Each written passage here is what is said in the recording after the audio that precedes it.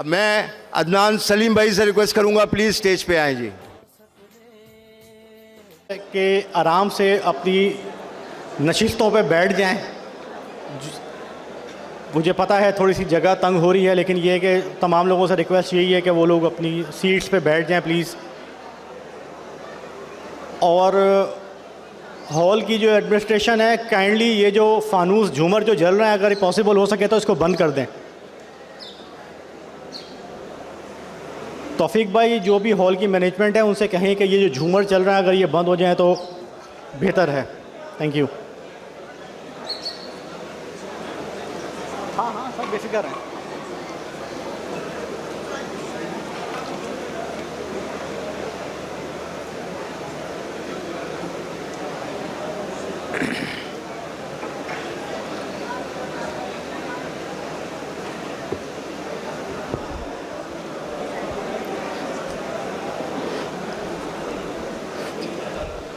यार काइंडली सब लोग बैठ जाएं प्लीज़। सब लोगों से रिक्वेस्ट है कि वो लोग बैठ जाएं।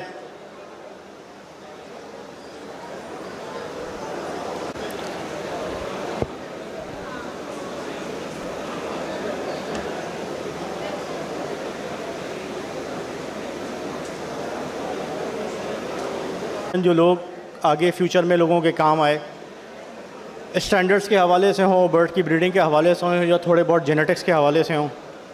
मैं कोई बेसिकली जेनेटिक साइंटिस्ट तो नहीं हूँ, लेकिन कोशिश करते हैं कि जितनी चीज़ें हमें समझ आएँ हम वो लोगों को सिखा सकें आसान अल्फाज में, और यही हमारा काम है। तो सबसे पहले जी, ये बंदा, ये मेरा मेंटोर नहीं है जी, इज़ BBA जज सैम गिब्स। लास्ट कुछ सालों में इस बंदे ने मुझे बहुत कुछ सिखाया। कुछ और भी नाम हैं, लेकिन ये बंदा बहुत नॉलेजेबल है। बर्ड की जेनेटिक्स हों, बर्ड के फीचर्स हों, बर्ड को कैसे जज किया जाता है, मेरी जो जजिंग की ट्रेनिंग प्रोसेस है उसका भी ये बहुत अहम हिस्सा था। तो मैं हर जगह इसका थैंक यू करता हूँ कि थैंक यू सो मच। जो भी इंफॉर्मेशन इस प्रेजेंटेशन के अंदर होगी वो स्पेसिफिकली बेस्ड है BBA रिसर्च पे और ऑर्थोजेनेटिक्स पे। BBA आपको पता है कि एक इंटरनेशनल स्टैंडर्ड इदारा है, और ऑर्थोजेनेटिक्स वो है जो जेनेटिक्स के ऊपर रिसर्च करता है, जिसे समझते हैं आजकल जो फाउंडर तो नहीं कह सकते, लेकिन आजकल जो इसको लीड कर रहे हैं वो डर्क वंटेनबिले हैं। यहाँ पे हमारे भाई थे जो बजरी की प्रेजेंटेशन देने आए थे, वो काइंडली किधर हैं? सहीर भाई। यार आप लोग प्लीज़ थोड़ा सा सुने, अगर आप लोगों ने नहीं सुनना तो मैं चला जाता हूँ। आप लोग इतना शोर कर रहे हो, मुझे कुछ समझ नहीं आ रहा, तो प्लीज़ यार काइंडली थोड़ी सी अटेंशन करो। मैं आप लोगों के लिए इतनी दूर से आया हूँ, हाफ एन आवर जस्ट आप लोग अपनी डिस्कशन बंद भी कर सकते हैं। जगीर भाई, ये बंदा कौन है? डैनियल लुटोल्फ, बजीगर ब्रीडर। दुनिया जानती है इस बंदे को। क्यों जानती है आपको पता है? इसको ये पता है जो हम में से बहुत सारे लोगों को नहीं पता। एक मेल को और एक फीमेल को ब्रीड करवाने वाला बंदा ब्रीडर नहीं होता। ब्रीडर वो होता है जो बर्ड पे स्पेसिफिक पॉइंट्स को और फीचर्स को आगे कैरी करे, जो चीज़ें उसको पसंद है उसको आगे लेके जाए, जो ना पसंद है उनको पीछे छोड़ दें। ये ब्रीडर होते हैं, ये लोग कराते हैं। क्या हम में से काफ़ी सारे कितने लोग इस चीज़ को फॉलो करते हैं? आज डैनियल लुटोल्फ जैसा दूसरा बंदा दुनिया में पैदा नहीं हुआ। क्यों नहीं हुआ? क्योंकि उसने सोच समझ के प्लानिंग की, उसने सोच समझ के काम किया। एक मेल को और एक फीमेल को बॉक्स में छोड़ के ब्रीड करवाने से आपको आपके डिज़ायर्ड रिजल्ट कभी भी नहीं मिलते। आखिर में क्या हम ब्रीडर हैं? ACP क्यों? क्योंकि हम लोग वाहिद हैं जो लवबर्ड्स के स्टैंडर्ड्स के ऊपर बात करते हैं। यहाँ पे किसी भी चीज़ के अंदर मेरी अपनी कोई राय शामिल नहीं होती कि मुझे क्या पसंद है और मुझे क्या ना पसंद है। हम हमेशा वो बात करते हैं जो हमें सिखाई जाती है। आज अगर ऑर्थोजेनेटिक्स और BBA नहीं होता ना, तो शायद हमें ये पता नहीं होता कि ग्रीन डोमिनेंट है और ब्लू रिसेसिव है, क्योंकि हम लोगों में तो इतनी काबिलियत नहीं है कि हम इन सारी चीज़ों के ऊपर रिसर्च कर सकें। तो ये रिसर्च इनकी बदौलत हुई, तो इसीलिए ACP हमेशा डिफरेंट है। इसका मतलब किसी को पता है? आप सब माशाल्लाह लवबर्ड ब्रीड कराते हैं। एगापोर्निस का मतलब क्या होता है? यार प्लीज़ आप लोग अपनी डिस्कशन थोड़ा सा पोस्टपोन कर सकते हैं? आप में से कितने लोगों को पता है एगापोर्निस का मतलब क्या होता है? प्लीज़। सॉरी, एक्सीलेंट यार, इस बंदे के लिए क्लैपिंग होनी चाहिए।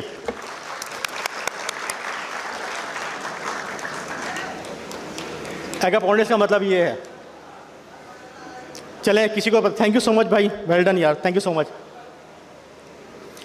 अब टाइप ऑफ लव बर्ड्स कितने किस्म के होते हैं? एगापोर्निस, कैनस, इग्रिजियनस, फिशरी, स्ट्रेडारियनुस, ट्रांटा, पर्सनाटा, पोलारिस, लिलियाने और रोजिकोली। अब हमारे यहाँ पाकिस्तान में अनफॉर्चुनेटली सिर्फ अगर मैं कहूँ तो सबसे ज़्यादा पसंद आने वाला बर्ड ये फिशरी है, और हम में से कभी किसी ने कोशिश ही नहीं की कि हम बाकी किसी स्पीशीज़ के ऊपर भी काम कर लें। अकील भाई please, I need your attention. Akeel भाई, हम लोग सिर्फ फिशरी के ऊपर काम कर रहे हैं, ठीक है। बहुत सारी और भी ऐसी इनके अंदर कॉम्बिनेशंस हैं जो बनाए जा रहे हैं। स्पेसिफिकली अगर देखा जाए तो काफ़ी सारी मिडिल ईस्ट के अंदर लोग ट्रांटा पे स्विच हो रहे हैं, लोगों उनको पसंद आ रहा है। तो मैं अकील भाई आपसे पूछना चाहूँगा कि हम सिर्फ फिशरी पे क्यों हैं अभी तक, या रोजीकोली पे क्यों है? पर्सनाटा तो कमर्शियल बर्ड है, उसको तो हम छोड़ देते हैं। मोस्टली जो रोजीकोली के हमारे पास म्यूटेशंस हैं वो भी कमर्शियल ही हैं। तो हमारे पास सिर्फ फिशरी क्यों है? हमारे पास ट्रांटा क्यों नहीं है? हमारे पास लिलियाने क्यों नहीं है? बिस्मिल्लाहिर्रहमानिर्रहीम। सबसे पहले तो मैं तौफीक गनी भाई का दिल से मशकूर हूँ कि जो इन्होंने इज़्ज़त दी और जो यहाँ इनवाइट किया, और उनको खराज तहसीन पेश करता हूँ कि इन मुश्किल हालात में इस तरह का गेट टुगेदर किया है, और सिर्फ मकसद ये था कि ये एग्रीकल्चर प्रमोट हो। तो मैं कहूँगा इनके लिए एक ज़बरदस्त तालियां हो पहले तौफीक गनी भाई के लिए।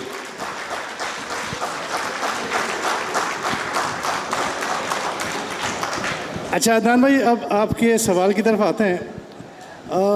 मैं कहूँगा ये हमारी बदकिस्मती है कि हम बस एक चीज़ के पीछे पड़ जाते हैं, उसके पीछे पड़ जाते हैं। उसकी एक मिसाल अल्बाइनो क्रीमिनो है। बग़ैर सोचे समझे हमने इसको इतनी क्वांटिटी में ब्रीड कराया कि अब उसको ख़रीदने वालों को ही नहीं, ये जानते हुए कि ये एक्सपोर्ट होगा, कितना नहीं होगा। तो मैं तो हमेशा कहता हूँ कि डिफरेंट वैराइटीज़ में काम किया जाए, और आप बहुत अच्छा चैनल है इस बात का कि आप उस लोगों को इस तरफ प्रमोट करें। जैसे टोरंटो है, मिडिल ईस्ट में बड़ी डिमांड है, क्योंकि उनका एक मिजाज है कि वो हर बड़ी चीज़ को पसंद करते हैं। एग्जैक्टली। रोजीकोली भी इसलिए पसंद करते हैं कि वो साइज़ में फिशरी से बड़ा होता है। तो हमें चाहिए कि हम बैलेंस किस्म की जो है ना फार्मिंग करें, जिसमें हर वैरायटी, अगर हम लव बर्ड करते हैं जैसे आपने बताया शायद 9 या 13 कोई स्पीशीज़ हैं, तो हम सबको चाहिए कि हम सारी वैरायटीज़ में काम करें। और बल्क इतना, एक बंदा जो है 300 पैर की जो सेटअप लगाता है ना, वो गलत है। उससे ये होता है कि आपके पास एक ह्यूज प्रोडक्शन आती है, फिर उसका बायर नहीं होता, फिर वो डिमांड एंड सप्लाई का रूल होता है। तो डेफिनेटली मैं अगला जो टारगेट अगर मुझसे पूछें तो टोरंटो है, और इसके अलावा जो रोजीकोलिस की जो म्यूटेशंस हैं उसमें ज़रूर हैं, लॉन्ग फेदर्स हैं, या उसमें और बहुत सारी म्यूटेशन है जो आप ज़्यादा बेहतर समझ सकते हैं। तो मैं तो लोगों को कहूँगा कि बिल्कुल टोरंटो पे काम करें, रोजीकोलिस पे काम करें, फिशरी भी करें, लेकिन वैराइटीज़ के साथ एक क्वांटिटी को मैनेज करते हुए, ताकि ये चीज़ें जो है इतनी ओवर प्रोडक्शन ना हो कि जो हाल हमारा हो गया है। अब देखें, आप क्रीमिनो अल्बानो की बात करते हो, इतनी ओवर प्रोडक्शन हुई है कि वो अब नॉर्मल फिशरी के रेट के बराबर या उससे भी शायद कम आ गई हैं। तो ये चीज़ें हमें लोगों को समझनी पड़ेगी और समझानी पड़ेगी। अकील भाई, इसके साथ ही मेरा एक क्वेश्चन, बेसिकली मेरे 2 क्वेश्चंस हैं। क्या हम ये एक्सपेक्ट करें कि आने वाले फ्यूचर के अंदर आप हमें हेल्प आउट करेंगे टांट्रा के लिए?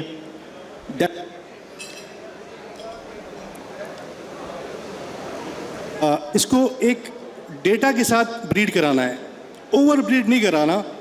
मतलब उस हर ब्रीडर चाहे कि मेरे पास 3 या 4 पैर हों, तो इसके बाद मेरे पास अपने पास भी कुछ लोगों की डिमांड होती है इंटरनेशनली, तो डेफिनेटली फ्यूचर इसका है टोरंटो का। अकील भाई, दूसरा क्वेश्चन मेरा, इसके लिए ताली होनी चाहिए कि चले कम से कम वो हमारी इस चीज़ के ऊपर सपोर्ट करेंगे। और ये मैं आप लोगों को बता दूं कि टोरंटो को ब्रीड करवाना इजी नहीं है।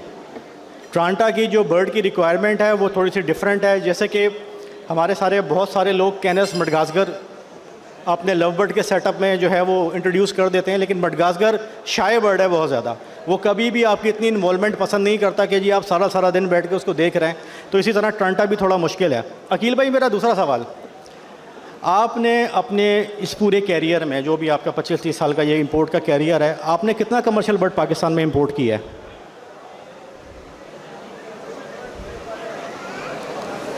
बट आप अल्बिनो क्रिमिनो कह रहे हैं। अल्बिनो क्रिमिनो। या मेरे ख्याल है मैंने टोटल शायद 100 बर्ड भी नहीं इंपोर्ट किए होंगे, और जो 100 बर्ड किए हैं वो भी वो क्वालिटी थी जो प्योर फिशरी थी या ऑफलाइन में थी, और उसके बाहर 2-3 थे जो ले गए थे। एक तो मेरे ख्याल है हैदराबाद में किसी बंदे ने लिया था और कुछ शायद मुमताज़ ने लिए थे। इसके अलावा मैंने कमर्शियल बर्ड इंपोर्ट ही नहीं किया।